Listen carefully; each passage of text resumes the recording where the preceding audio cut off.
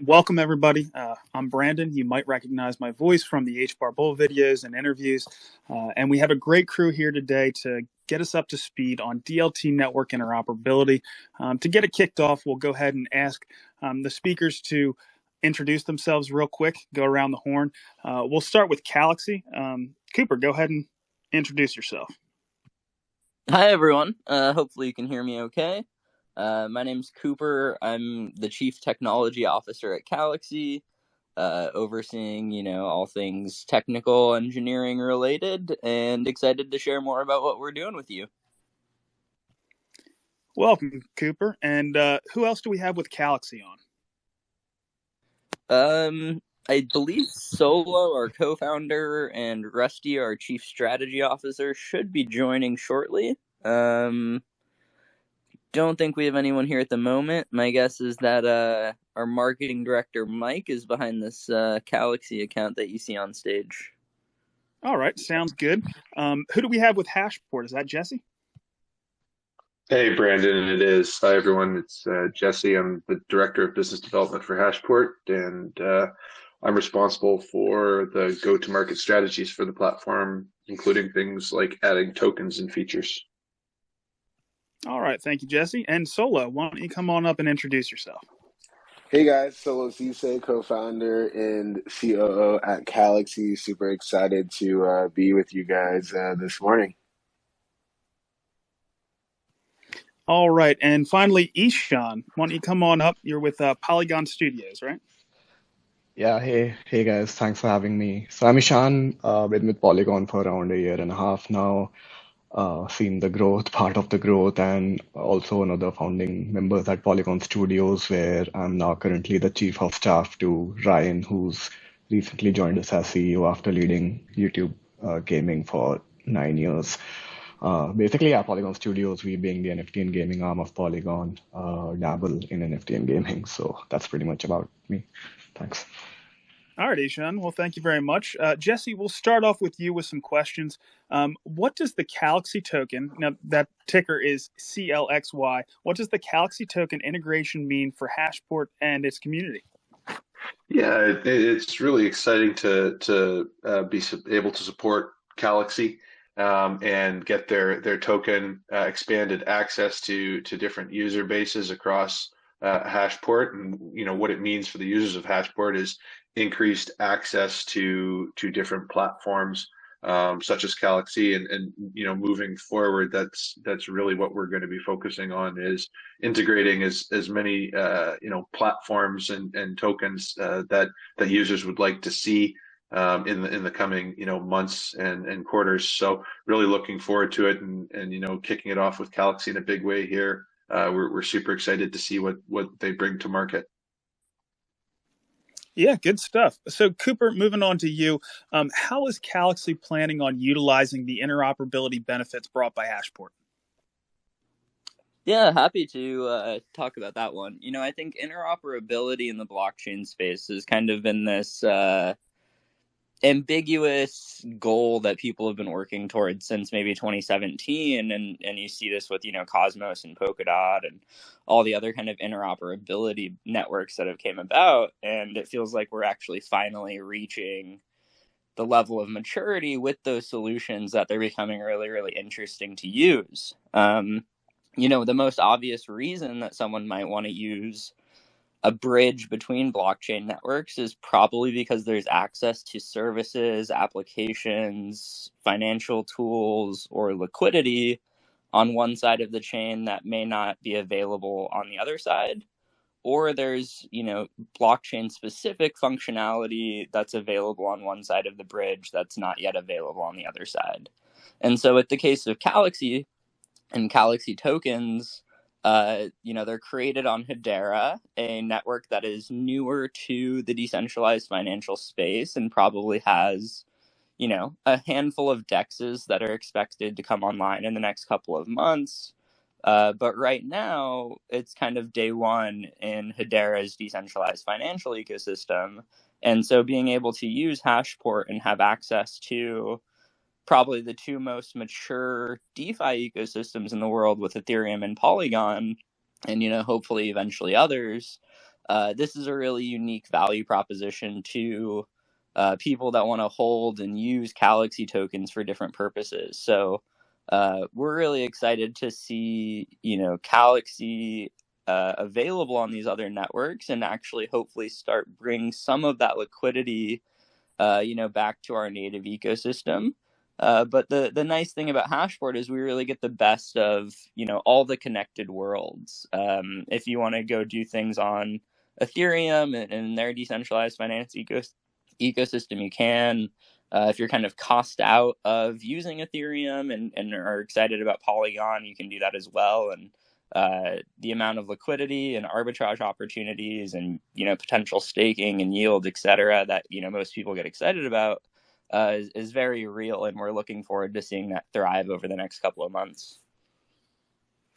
Good stuff. Thank you, Cooper. So I know we're still waiting on Rusty, I think. So if Rusty can request to be a speaker, I'll bring him on up. But Solo, you might be able to answer this next question. So how does Hashport help Kalaxi increase access to potential users? And Cooper was kind of touching on this, but can you tell us a little bit about that?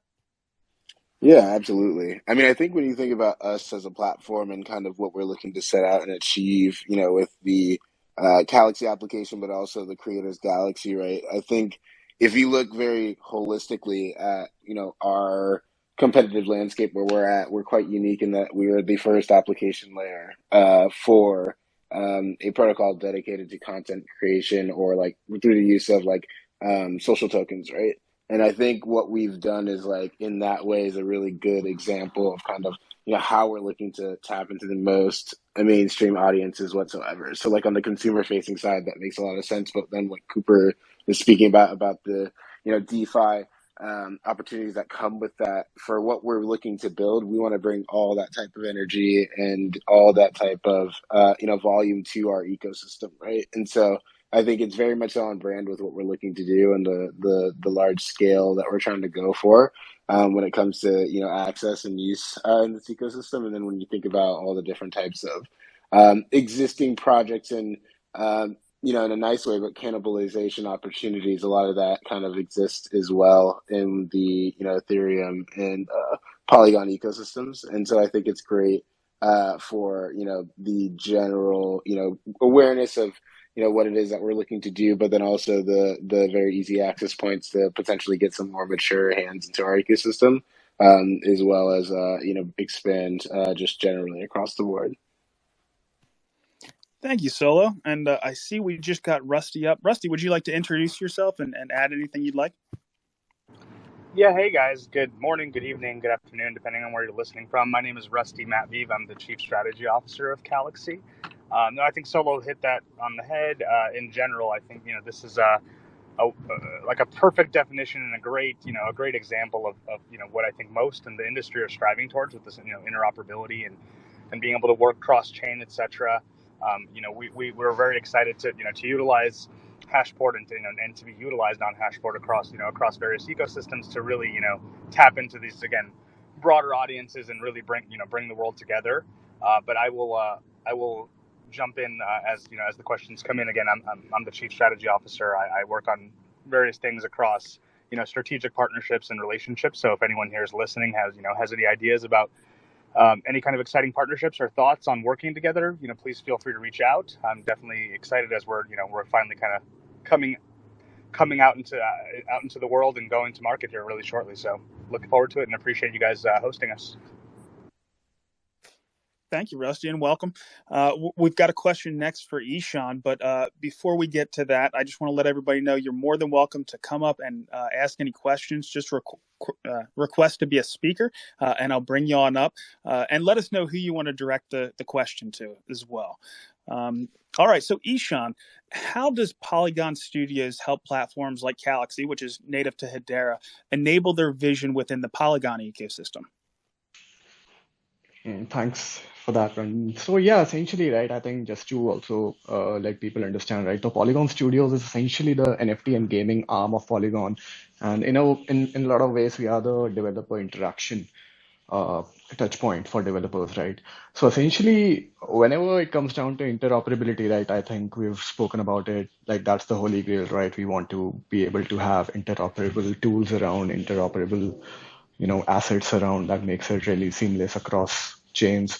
So essentially, right, I think now with Polygon Studios and with Polygon in general, right, I think we are at that point where we are also seeing a lot of new technologies being built, a lot of new things like Hashport, coming into realization, which makes all of these dreams true. So we want to make sure that we at Polygon Studios and not just studios, but even Polygon in general, right? We have all the internal structures in place ready for such projects, and which basically helps us define our partner success module, right? So Kalaxy, of course, we are close strategic partners as well. So from our end, what we can help is total support in terms of ecosystem, in terms of technical support, in terms of marketing support, any sort of support. Of course, Kalaxy, right?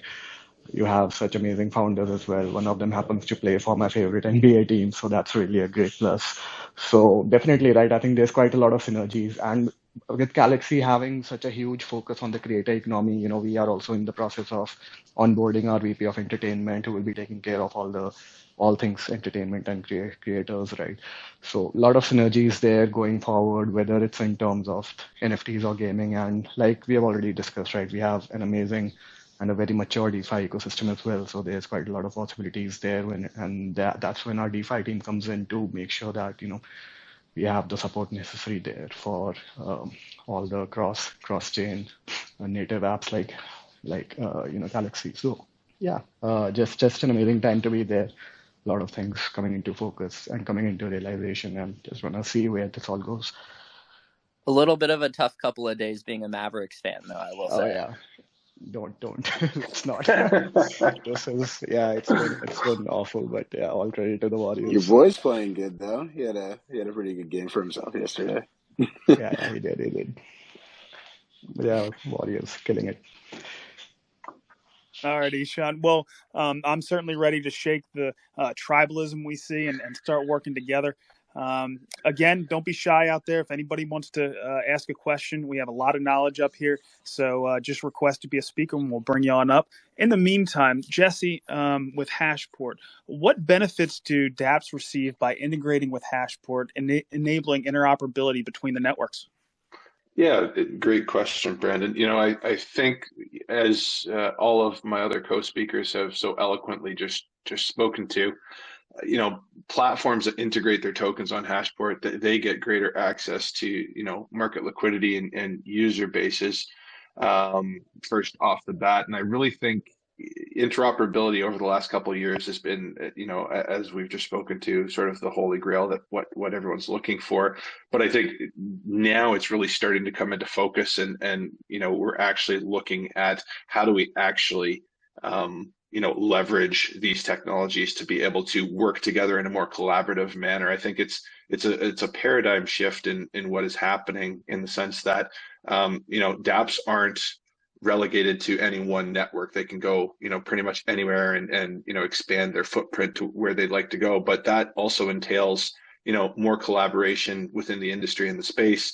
And I just think, everyone's better for it, because now we're all sort of working, towards the same ends in terms of how do we make these user experiences that much better? How do we create more robust features and functionalities that at the end of the day, the user bases are better served, and maybe the space becomes a lot more inviting and hospitable to the next billion users or so that everyone is looking to onboard over the next coming years. So I really think that dApps benefit by the ability to have a more collaborative process at the end of the day by leveraging an interop solution like Hashport. All right. Thank you, Jesse. So, Cooper, this is probably best directed at you. This one's coming from Telegram. How much of this is going to be behind the scenes, this interoperability, or will they actually have to get their hands dirty with Hashport itself? Yeah, that is a great question. So, right now, Hashport is offering like a browser-based user interface for wrapping and unwrapping across chains. I think that you probably need some familiarity with Hashpack or MetaMask and, the existing browser extension wallets that, people use commonly within those networks. I think in their roadmap, though, they're certainly planning on, and what we're excited about at Kalaxy is API-based access to build-in wrapping and unwrapping experiences directly into the Kalaxy application, the Kalaxy website, and other tools that we're building to abstract away as much of that complexity as possible. I do think that at the end of the day, people may have an interest in knowing where their assets are stored and where their assets are being used. And by that, I mean, while you can make it under the hood, you can make it a seamless experience, you can make it one click, people may want to know what underlying blockchains they have exposure to, as well as what they can do on those blockchains. It's one thing to have a user kind of blindly click a few buttons and their tokens are now staked on Aave or trading on Uniswap, but Kalaxy being a platform and a project for fundamentally mainstream consumer audiences that don't know what Uniswap is or don't know what a bridge is, we're presented with a huge educational challenge and hurdle that our design team, especially, and our marketing team are excited to solve and work towards.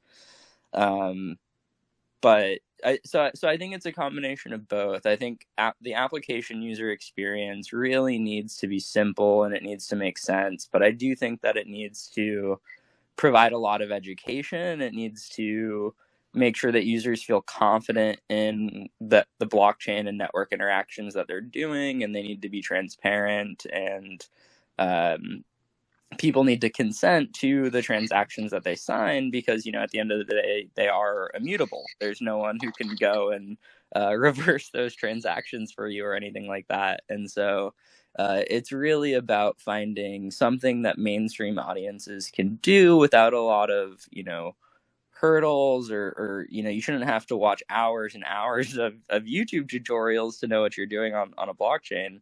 And so I think Kalaxy fits really nicely in this opportunity where we can make things that work really seamlessly and kind of act like magic under the hood, and all of a sudden you're getting new assets, or your NFTs are on OpenSea and you don't really know how that happened. But there is some level of education, and hopefully we can find the right balance there between the two. All right, thank you, Cooper. And here's just a general question. I guess we'll go to Rusty first on this. But when is Kalaxy going to be fully live and the general public be able to use it? Oh man, that's that $1 million question. Right. Yeah, I'm sure some other team members are going to want to jump in on this too. So we're heads down, going full speed at bringing, similar to what Cooper was saying, right? This challenge that's in front of us in terms of educating, and because we're pretty aware, at least we believe we're aware of who our audience will be, and so we want to make sure that first reaction, that first interaction with our app is a successful one, is a beautiful one, is an easy to use one. So our goal is to come out this summer. I mean, just I should have probably led with that. We're not going to give a hard date yet, but as soon as possible. We believe that we're most of the way there. In fact, we know we're most of the way there. So the two little hinges that have been holding us up are really behind the scenes stuff. It's not really a UX thing. We're very proud of our UX. We're very proud of our creators. So we cannot wait to open the doors, and we cannot wait to let the creators do their thing. So I mean, the short answer is the summer. The longer answer is kind of me rambling here, but I definitely want to throw it to Solo or to anyone else, because I know that there might be some more to share on that front. Solo, you want to jump in? Yeah, no, I think Rusty hit the nail on the head, right? When you just think about everything that we really spoke about and kind of what our brand really is at the end of the day, we want to make this experience, something that's super easy and intuitive. And something like that is, very tough to build. And obviously that's kind of why we took the time that we did, even though we moved pretty quickly. But now that we're kind of heading to this next chapter, you just want to make sure that first impressions are very key. And so this is an opportunity based off of the scale of the project, the likeness of the people associated with the project and the market it's looking to serve, to really kind of be at the forefront of bringing in that next sort of part of the adoption curve. And so you just got to make sure with, first impressions being everything that, every, user experience and every user journey is something that's intuitive to somebody that may have never ever heard of a blockchain or doesn't know what Hedera or Ethereum or what a Hashport could even be, to say the least. All right. Well, we're certainly looking forward to it. So, Solo, in your view, how do everyday users benefit from interoperability with DApp tokens existing on multiple networks? I think that's a great question. I think, obviously, as everyone's kind of pointed, interoperability is very key within the space of Web 3.0. It's very on brand for conversations that are going on these days and discourse around it. But we all know that there are people that are, pretty well invested and heavily invested, either from, just in terms of belief system or whether they're pockets are reflective of it, but they are very, very much so, invested into some of the technologies that they've been early to. And so I think it's really good to have a solution to tap into those audiences, like we said before, because obviously, education is power. And I think that kind of opportunity to reach those ecosystems that are a little bit further away, from a traditional customer segment that might be disproportionately, associated there or anything like that. I think it's very key to have those sort of mechanisms or modes for people to be able to kind of very much so easily expand away from what they might already know very deeply. And so I think that's kind of one aspect of it. And then another is just, just consumer behavior, right? Like people are familiar with certain user journeys and things like that and other ecosystems. And I think this is kind of, one of those potential opportunities of decentralized finance and stuff that's a little bit newer to the Hedera ecosystem, some of those people too. So I think it's just all around a good opportunity to kind of meet people where they're at. All right, good stuff. So this one's another one coming from Telegram. Ishan, how has it been working with Hashport? Has it been fairly seamless as far as transferring tokens back and forth? Yeah, so in all honesty, I haven't really been able to grab my hands around it. Just been, really heads down and a lot of hiring and a lot of different things that we are doing. But I'm sure, right? I think interoperability is so important that at this point, right, people just don't want something limited to a blockchain, right? So essentially, I'll get my hands down on it, but honestly, I don't have an answer right now, but I'm sure it's going to be super seamless. I watched the video on the website, it looks super seamless as well. So pretty sure it must be amazing. All right. So again, we don't mind live questions. So if you want to request to be a speaker, you're more than welcome to come up. Jesse, I have one here from Twitter, and they're pretty much. Hold on one second.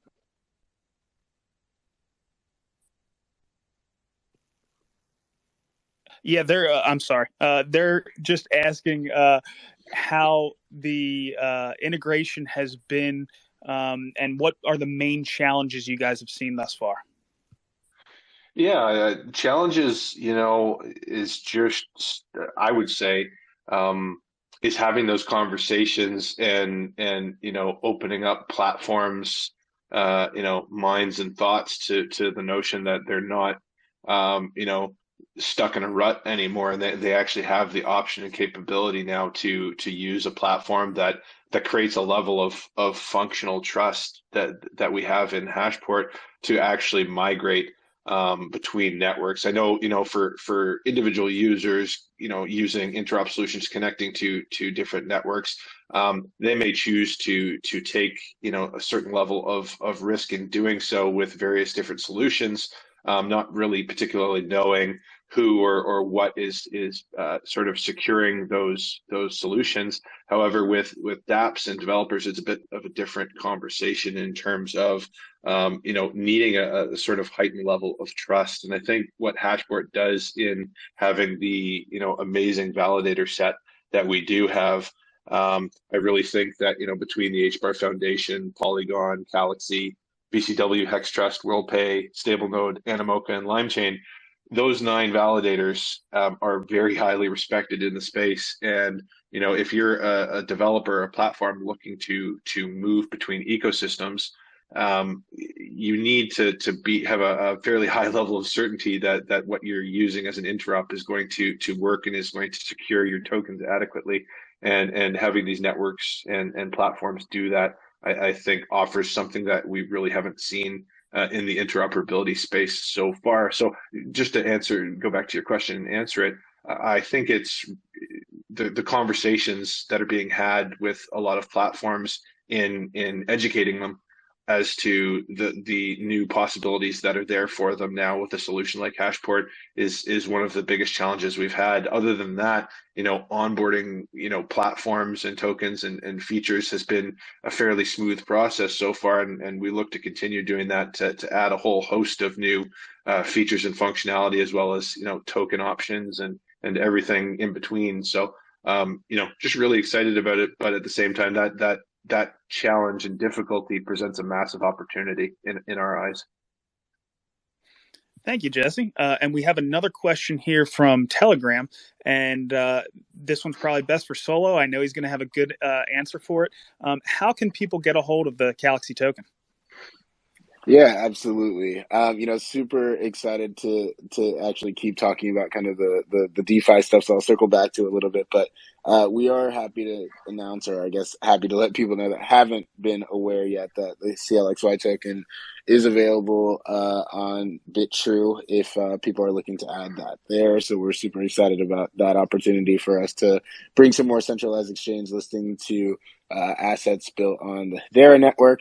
Obviously our Twitter account does a great job of providing comedic relief, but also providing some more informative information about things that happen within that ecosystem and the growth. So obviously follow that channel if you're super excited to keep along with our story. And then additionally, with the ability to have wrap tokens and potential decentralized exchanges, being coordinated with later on in the future, super excited for, people to kind of acquire tokens in that sort of way as well too, with an increased liquidity. All right. Thank you, Solo. Again, we have a few more questions here from social media. If anybody else has any questions, go ahead and request to be a speaker. We'll bring you up because we'll end it here as soon as we get through the other questions if you don't have anything else. The next question, again, this one's for Solo or Rusty. How will the Kalaxi token serve users in the Kalaxi ecosystem? Yeah, so you want me to go first? I'll jump in there. So, so there are a couple of different ways, and I think there's going to potentially even more in the future. So initially, I mean, there's definitely a governance element, right? And so as as we strive towards, sort of true decentralization in the spirit of that, we really want our entire, protocol to be community driven. So what that might mean is, someone might want to, suggest some kind of change, whether it's on the creator side of, whatever our fees are, or even, maybe it's a feature, whatever it might be. And the idea is, you would need a CLXY token to propose the change and to create a community proposal, and therefore trigger a vote. That's one element. A different element is, essentially a gas fee, not to make that sound so ugly. I mean, obviously that's, again, standard in this world, but as we have mentioned several times, in the consumer world and, kind of the social world, that's not really a practice that the people are used to in terms of, having to interact or pay for anything on an application like that. But, it's only applicable for paid activities. So if you want to, request a live video with one of our creators, or some custom cool experience that costs, that has a cost associated with it, part of that cost will be a small fee of CLXY. So that's two angles. We envision much more use cases in the future without going too deep in the weeds. But as Kalaxi has its own offerings, whether whatever that might look like, whether again it's just collaborating with creators or brands or giveaways or whatever it might be, we envision CLXY to potentially be used across the board, also universally in the application. But yeah, I mean, generally those are the immediate use cases. I'll throw it over to Solo or anyone else that wants to comment further. Thank you. Yeah, I mean, I think Rusty did a great job explaining some of the use cases in specificity that the token could be really helpful for. But I think just on a on a mood level, or kind of philosophically, what does the CLXY token represent? And honestly, it represents power for people that want to take, some matters into their own hands about the platforms that they use and make, quite a living off of, right? When you really think about the way in which, the social media, landscape is structured and the way content creators monetize, it's quite inequitable, especially given that there are a lot of people that do make their primary means of income via the internet. And they have no stake in that whatsoever. They have no way to affect change whatsoever. And so when you think about, and especially within social media, in the entertainment industry, those people I'm sure have really, really great views and really great, incentives to want to have, a voice in a lot of that. And so I think we're super excited to kind of bring that structure and bring that certain level of democracy to an industry that would, I imagine, have overwhelming support. We're super excited that our founding team, consists of an NBA player that, is exactly the demographic of people that, do make their money in that sort of way. He obviously makes his money, playing basketball as well. But the fact of the matter is, when you think about the entertainment industry at large, or entertainers at all, a lot of times, people have been looking for that sort of level of checks and balances. So whether you have, whether you have like certain governing bodies within, sports leagues or anything like that, this sort of ability to create that sort of democracy or, sort of structure, I imagine will be super valuable for that sort of space and those people. Yeah, well said, guys. Rusty, you mentioned, the fees, and that's because we want to become the customer again, right? With most social media, we're the product, and there's all kinds of drawbacks for that. But Cooper, can you? I'm going to put a couple questions here together that we've got on some other social media sites. The fees and efficiency of Hedera is fairly well known. How will Hashport and Hedera allow other platforms that might have higher fees to be able to leverage some of those benefits? Yeah, I mean, you hear us talking about our use cases and the world that we live in kind of with a Hedera-centric point of view, going towards these other blockchains, because that's, we're natively built on Hedera. We go over Hashport, use the bridge, and now we're available on Ethereum, we're available on Polygon, and hopefully other blockchains in the future. And with just those two chains, you have access to like hundreds of billions of dollars of liquidity, of market cap. You have access to, a thriving DeFi ecosystem. You have access to OpenSea for our NFTs.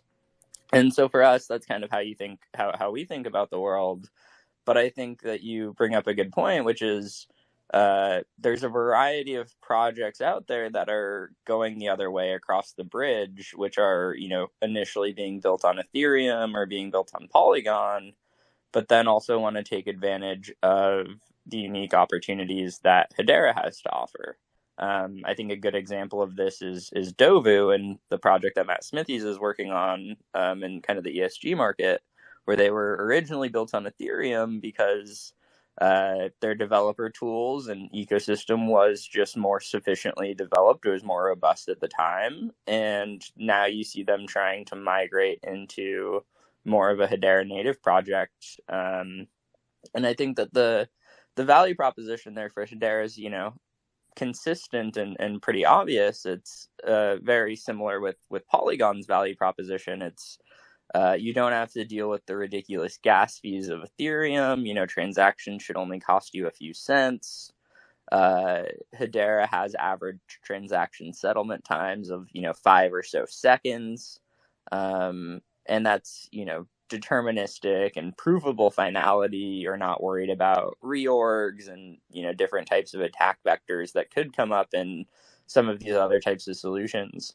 And so you really see interoperability solutions and bridges in general allow users to opt into the networks and value propositions of each chain that actually make sense for them and what they're doing at the time. And sometimes it might make sense to pay $200, $300 or whatever for an Ethereum gas fee if you really need access to like deep order book liquidity or something like that. But most of the time, and especially for what Kalaxi is doing with, you know, large scale audiences with massive reach, paying $200, $300 a transaction just isn't viable for our users. And so that's probably true for a lot of projects out there that were initially built on Ethereum, and you know, they could be looking to go towards any other networks that are out there, but having a easy to use plug and play bridge with a known, well respected set of validators makes those decisions a lot easier. And so we're really excited to see Hashport, you know, connect with other blockchains, with other networks, and I'm not sure if we mentioned this earlier, but Kalaxy is, you know, one of the validators of Hashport. And so from like an infrastructure and from a support side, you know, we are happy to not only be an end user and push people towards Hashport and use the bridge, but we're also happy to kind of provide some of that infrastructure that others need. And if anyone out there is listening to this or has questions about what it's like to work with Hashport or what the process was, you know, we're more than happy to speak towards that. It's been wonderful working with them and the other validators so far. Thank you, Cooper. And speaking of questions, again, anybody that wants to come up, you can just request to be a speaker and you can ask any questions of our panel here. The next one comes from Telegram, and this is going to be for Jesse. So they're interested in Hedera DeFi. You know, they're looking at HBAR Suite and Saucer Swap. And we know, you know, we're going to have, you know, HBAR and Dove and Jam and Calaxy and USDC as far as token options. But of course, there's going to be people that want, you know, the ability to trade Bitcoin and Ethereum and all the other tokens out there. Have you been talking to any of our potential DeFi platforms about getting some of those other tokens over? Yes and yes. So this is something we've been focused on for a very long time. We have been speaking to many of the platforms currently building within the Hedera ecosystem about integrating tokens onto their platform that come across from Hashport from you know, both Ethereum and Polygon. When the time comes, we're currently actually in the process of integrating a whole host of new tokens, which will be announced probably in the coming weeks and months. And yeah, it's super exciting. And you know, if there's tokens that the community would like to see come across, or there's a large contingent that would like to see a specific asset integrated, that's absolutely something that people can reach out and suggest. We're always open to seeing you know, emergent opportunities to add assets that users will want to use across Hashport. Thank you, Jesse. And what's the best way to contact Hashport? Yeah, you can reach out to support@hashport.network or the main Twitter page. You can message us there at any point, and we're usually fairly responsive there. All right, thank you.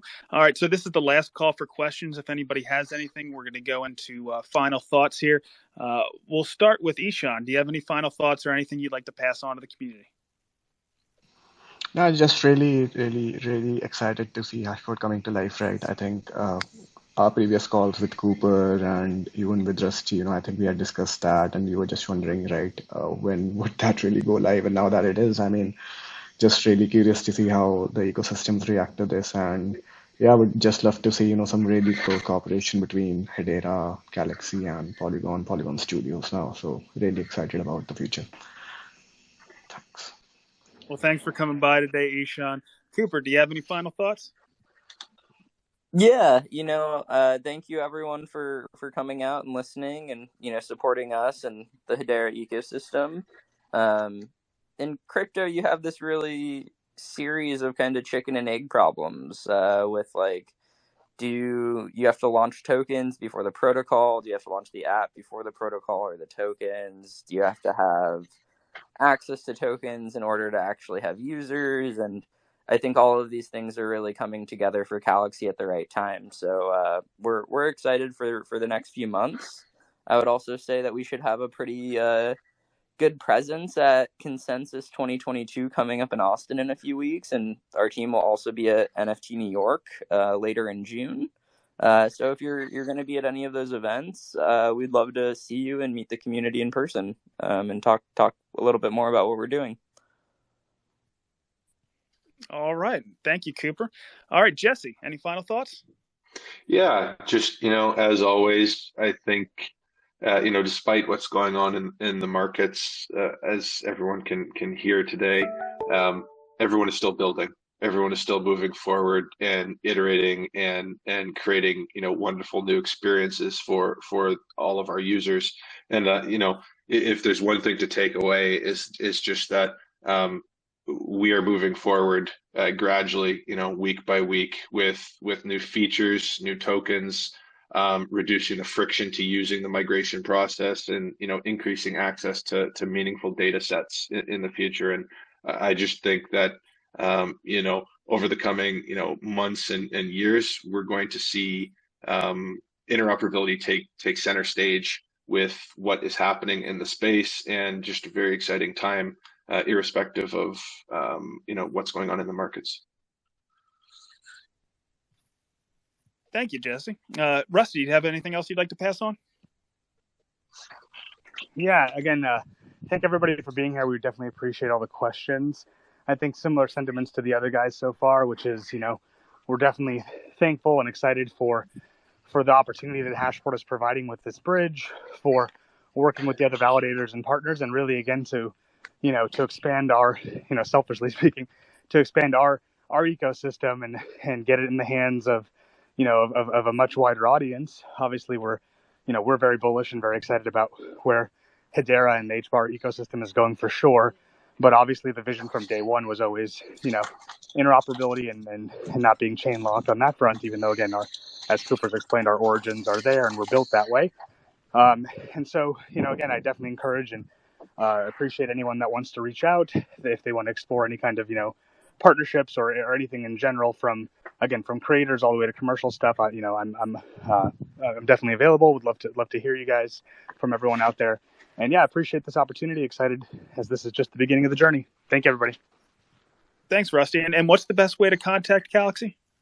Yeah, so I mean, we're pretty out there. So whether it's myself directly, Rusty at Kalaxy, Solo at Kalaxy, or Cooper at Kalaxy.com, our social handles are out there. So at Rusty Matviv, at Kalaxy app, follow us, etc. And yeah, that's we're pretty out there. Yes, you are. All right, so we'll leave the final word to Solo. What do you got for us? I appreciate you guys. I mean, I think, just to get on my soapbox and really talk about kind of the status of Web3, and I think there's a disproportionately high percentage of people who claim to be in crypto, but really work or live within one ecosystem, right? And so, I would say in my mind, or I would challenge people that say that, are you really in crypto, or are you kind of funneled off into your normal consumer behaviors within the ecosystem or two that you're, really well aware about? And so I think, with the, combination of, a partnership with Hashport and Polygon and trying to find a way to, bridge those, to make bridges from ecosystem to ecosystem, I think it could truly be impactful at the scale that we're looking to go for, in terms of, bringing that adoption of that next curve. And so all those other people that kind of, are looking for that comprehensive user experience that kind of allows you to jump and hop and skip from one world to another, is super exciting and meaningful. And so, from a philosophical / field standpoint, it's obviously great to kind of be taking that. And, from a practicality standpoint, we hope that it allows there to be minimal slippage when it comes to, encouraging others and people to join the ecosystem. What do you got, Jesse? Yeah, just one last thing I wanted to add, Brandon. Hashport and myself and a contingent will be at Consensus as well. So any Daps that want to reach out and interact with us there, we'd love to hear from you. And in the meantime, reach out to us on our socials. We if you have a need for interoperability, we'd be happy to discuss how we can work together. All right, sounds good. And Kalaxy, are you guys going to be down there at Consensus as well? Yes, Yeah, we will. we I will. live in Austin. All I heard from that is that Jesse's going to buy the first round of beers at the bar. Absolutely. Looking forward to that. All right, sounds good. The HBAR Foundation is going to be there as well. That includes me. We're looking forward to it. It should be a lot of fun. Again, thank you everybody for tuning in today, and thanks to the panel. See you guys later. Thanks, guys. Thanks very much for having us. Thanks, Brandon.